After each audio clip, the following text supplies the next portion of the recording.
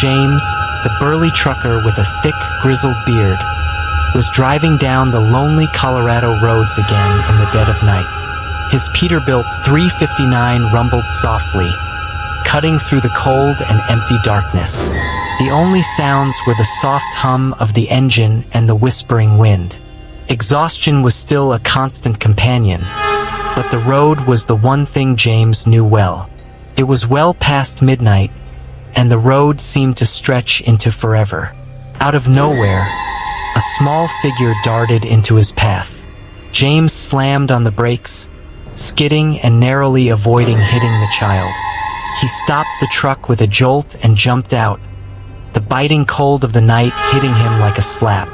Standing in front of him was a little girl in a tattered, old-fashioned dress. Her big, frightened eyes reflected the pale moonlight. "Hey, kid," James called out, his voice shaky. "What are you doing out here all alone?" The girl didn't respond immediately.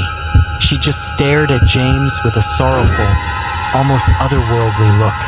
After a moment, she spoke in a soft, haunting voice. "I'm lost. My daddy is waiting for me." James furrowed his brow. The girl's expression and the tone of her voice were unsettlingly vague and eerie. "Where's your daddy?" he asked, trying to keep his composure. The girl pointed towards the road, which seemed to dissolve into the shadows.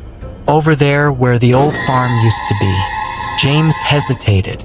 The road he was on hadn't passed near a farm in decades. With a growing sense of unease, he decided to follow the girl. As they drove slowly, the night grew eerier, and the silence felt heavy with tension. After a while, they reached a spot James recognized, an old, abandoned field covered in thick fog. James felt a chill run down his spine. It was like the night itself had come alive, and the air felt charged with an unsettling energy. He parked the truck and stepped out to speak with the girl again. "Are you sure this is where your daddy is?" he asked, his voice barely above a whisper. The girl looked at him with eyes that seemed to glow with an unnatural light. "My daddy's been waiting for me for a long time. He's been gone for 200 years. James's blood ran cold. The girl's words hit him like a bucket of ice water. He realized something was very wrong. The girl wasn't just a lost child.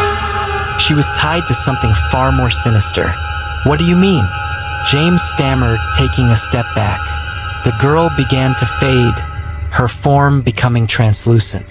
The field around James started to change, revealing fragments of an old, dilapidated farmhouse, as if he had been transported back in time. The scene grew dark and menacing, and James felt an oppressive presence drawing near. He bolted back to his truck, his heart pounding wildly. The sensation of being watched, of something malevolent closing in, drove him to move faster. He jumped into the cab, panting and terrified, and started the engine with a roar. As the truck sped away, James glanced in the rearview mirror.